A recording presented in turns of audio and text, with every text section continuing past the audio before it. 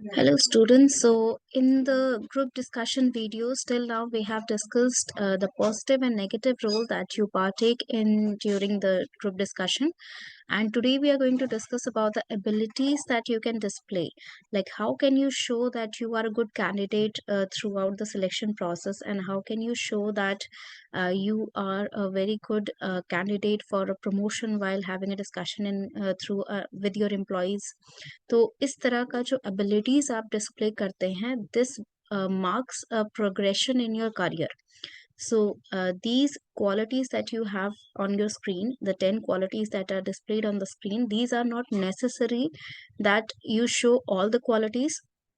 ये बिल्कुल भी ज़रूरी नहीं है कि आप सारी क्वालिटीज शो करें, और ये भी ज़रूरी नहीं है कि यही 10 क्वालिटीज शो करें, इसके अलावा और कोई क्वालिटीज ना शो करें। तो ये 10 क्वालिटीज़ जो हैं, ये एक बेंचमार्क की तरह हैं कि आपको ये क्वालिटीज़ होनी ही चाहिए। These are the one that will like give you a position और give a report to your image. आपका जो इमेज है, जो आपके टीम मेंबर के सामने बनेगा, जो आपके रिक्रूटर के सामने बनेगा, उस इमेज में ये क्वालिटीज़ बहुत ज़्यादा हेल्प करती हैं उस इमेज को पॉज़िटिव बना के रखने के लिए। तो पहला है आपका टीम प्लेयर। टीम प्लेयर होना बहुत ज़रूरी है, क्योंकि no matter where you are working, for whom you are working and at what position you are working, you will be working in or uh, inside a team, or you will lead a team if you are promoted. एक manager भी कभी team member रह चुका है, team leader रह चुका है, उसके बाद जाके वो मैनेजर बना है। टीम प्लेयर होने का मतलब ये है कि आप समझते हैं कि आप सारा काम अकेले नहीं कर रहे हैं, आपके साथ कुछ व्यक्ति हैं, आपके कुछ कलीग्स हैं जो मिलकर ये काम कंप्लीट कर रहे हैं, जो आपको अपॉइंट किया गया है। तो it is necessary to keep in mind that you are not very much important, and you are not exactly working alone on that project. If you are working on a project, your team will be working on a project. You are one of the members who is contributing in the team work. तो team player होना बहुत important है, क्योंकि हर जगह आप जहाँ भी जाएंगे, आपको काम टीम में ही करना है। तो अगर आप टीम के साथ कंपैटिबल नहीं हो पा रहे हैं, डायनेमिक उसका नहीं समझ पा रहे हैं टीम का, तो ये आपके लिए अच्छा बात बिल्कुल नहीं है। Second is reasoning ability. Reasonable points रखना बहुत इंपॉर्टेंट है, क्योंकि पॉइंट्स रखने के लिए, मान लीजिए आपको किसी इंडियन एजुकेशन रिफॉर्म्स के बारे में टॉपिक दिया गया है डिस्कशन का, तो कहने के लिए तो लोग कहेंगे ही, ये तो बात बिल्कुल बोली जा सकती है that we should change our education system, we should like do some reforms, we should make new, we should build new schools and colleges। सिर्फ कह देना काफी नहीं है, आपको रीजनेबल पॉइंट्स रखने हैं। For example, if you think that the curriculum is not helpful for the students who are studying, तो वो करिकुलम क्यों नहीं हेल्पफुल है, इसके लिए एक रीजनेबल पॉइंट, वैलिड पॉइंट रखिए टेबल पे।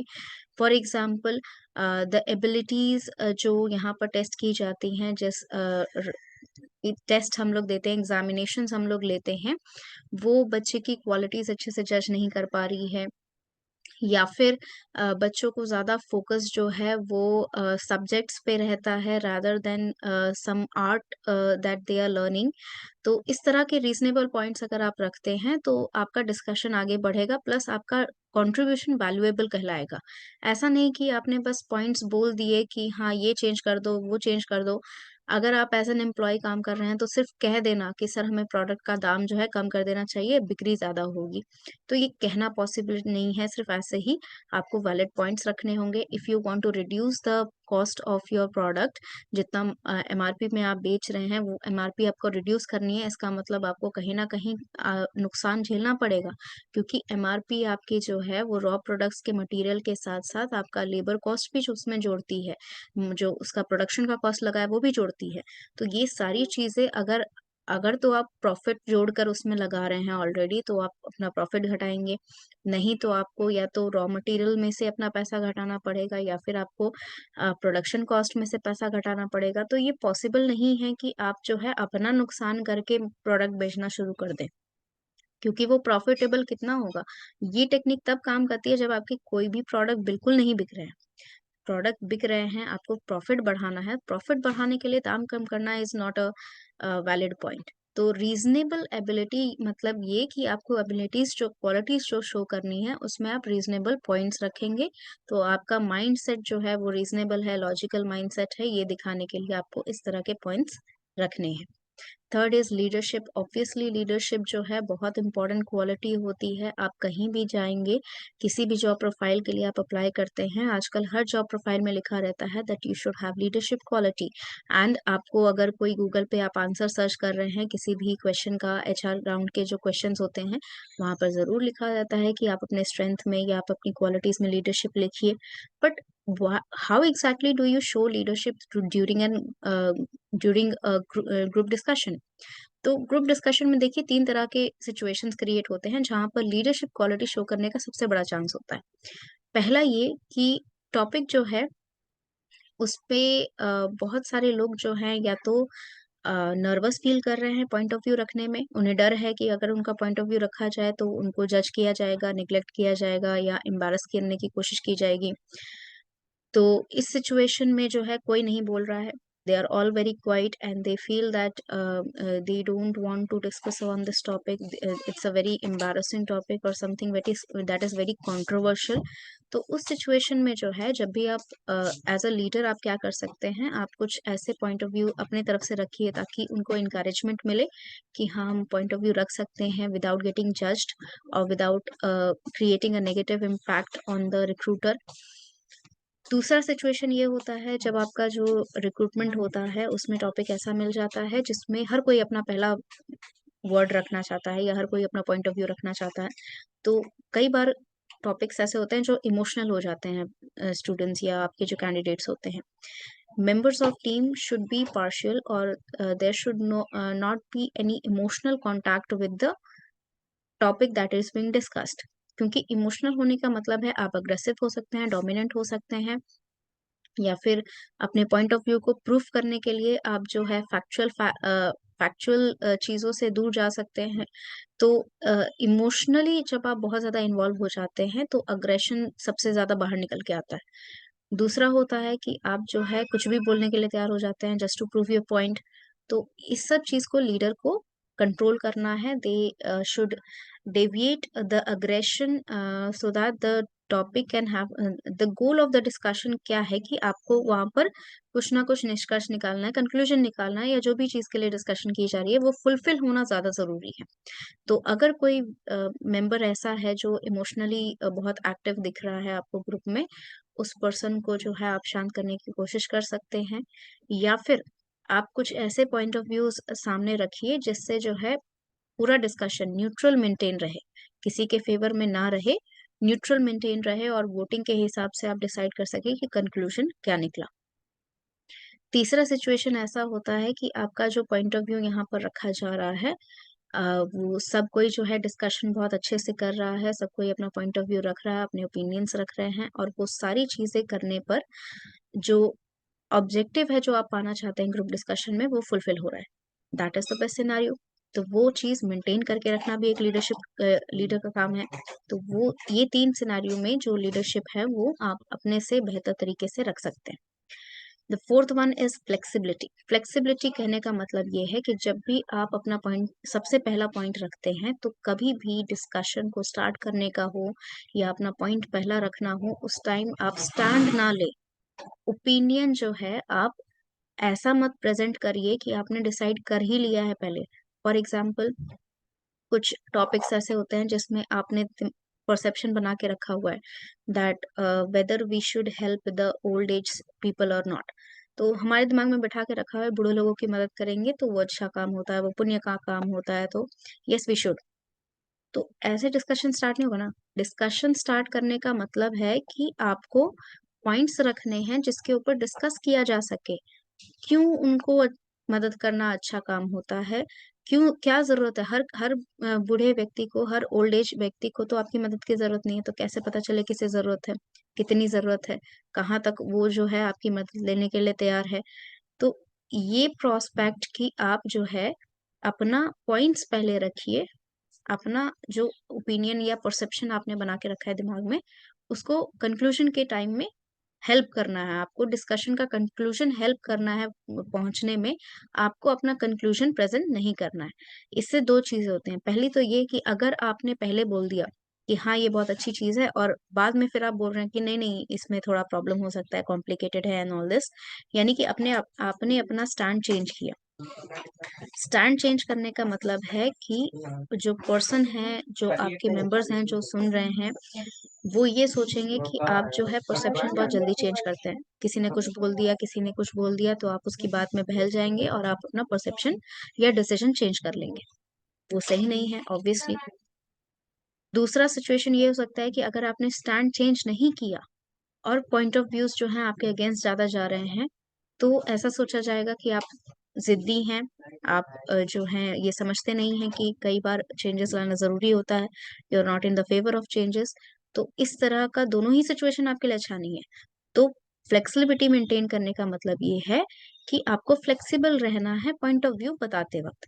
ठीक है? जब आप अपना ओपिनियन बता रहे हैं, तो open minded point of views रखिए ताकि लोगों को लगे कि आप बस अपना परसेप्शन आप बस अपने पॉइंट्स रख रहे हैं, आप बस फैक्ट्स बता रहे हैं।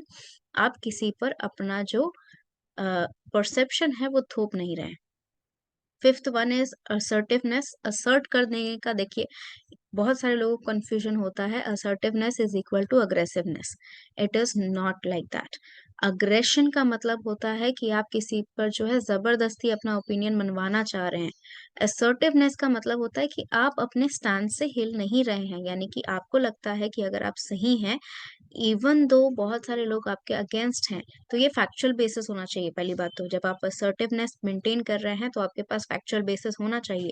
आपके पास अगर फैक्ट्स हैं, आपके पास अगर प्रूफ हैं, तो आप बिल्कुल अपना स्टैंड नहीं चेंज करिए। बिल्कुल सही है कि आप असर्ट कर रहे हैं अपने स्टैंड्स को लेकर।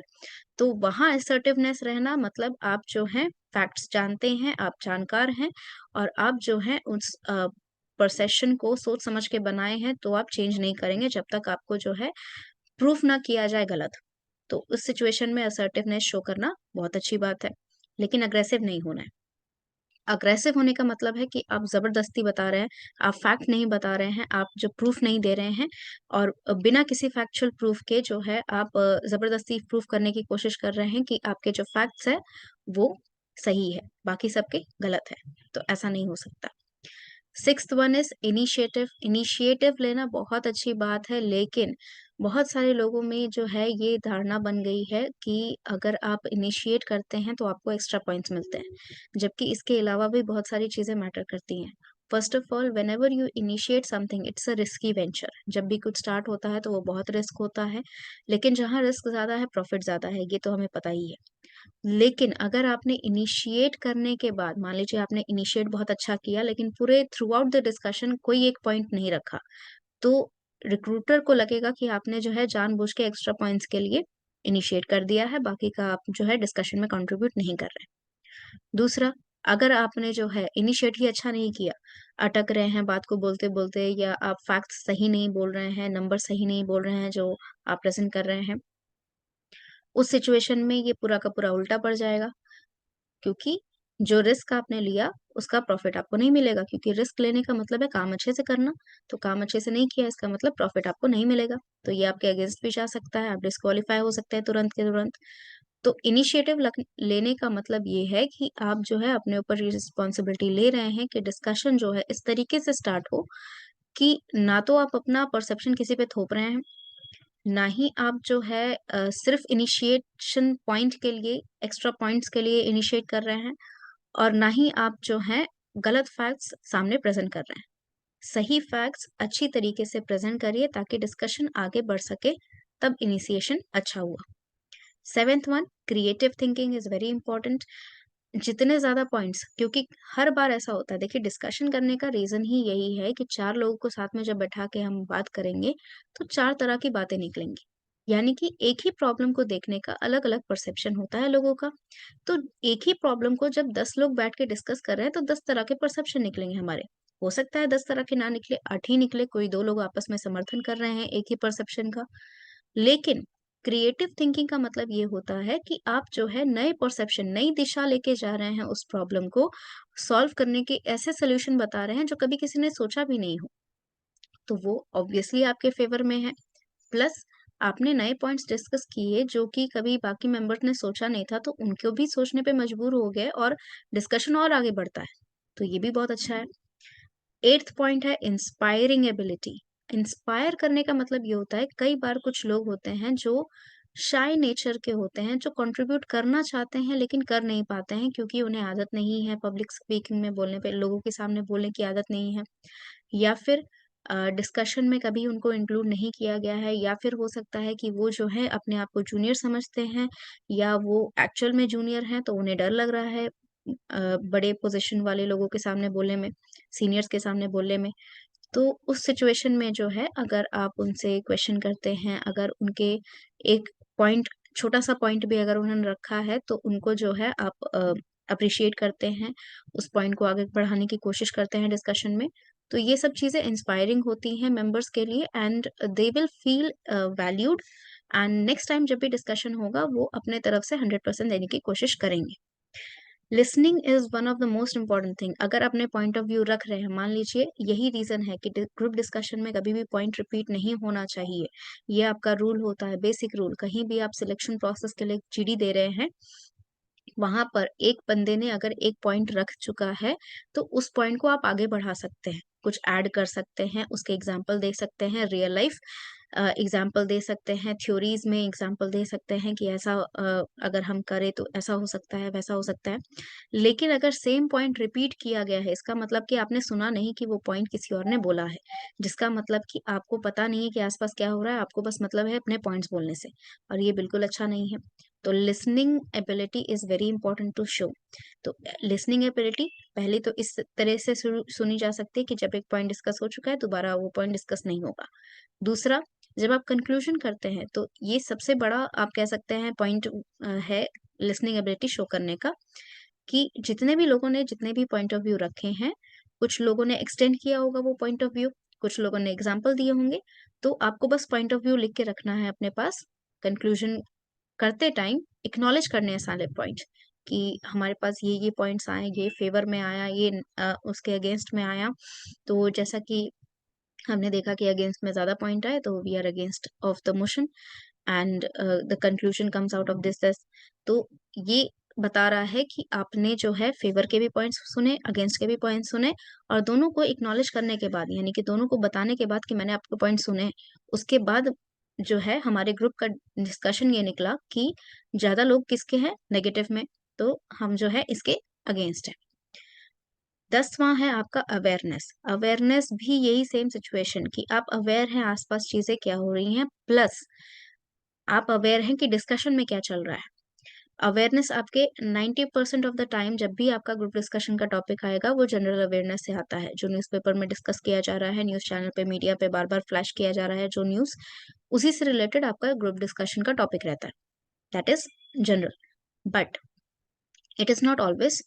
तो बाकी टॉपिक्स की भी आप तैयारी करके जाएं, बट जनरल अवेयरनेस एक्सपेक्टेड रहता है कि उसी से रिलेटेड आपका क्वेश्चन आएगा, क्योंकि जनरल अवेयरनेस का मतलब, कहीं भी अगर ग्रुप डिस्कशन हो रहा है, तो वो यही एक्सपेक्ट करते हैं कि जो हमारे कैंडिडेट्स हैं वो न्यूज़पेपर पढ़ रहे हैं, मीडिया न्यूज़ सुन रहे हैं, अप टू डेट रह रहे हैं, देश में क्या हो रहा है, वर्ल्ड में क्या हो रहा है।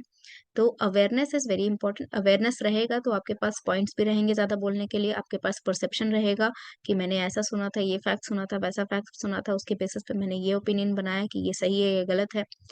तो awareness is very important, and these are the 10 qualities जो आप अच्छे तरीके से शो कर सकते हैं ग्रुप डिस्कशन के थ्रू, और ये आपको बेसिकली आगे बढ़ने में हेल्प करेगा।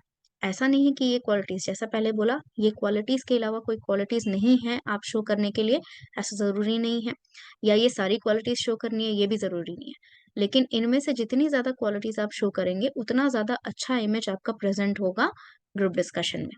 So I hope it was helpful, and if you have any doubt, just leave a comment, and thank you so much.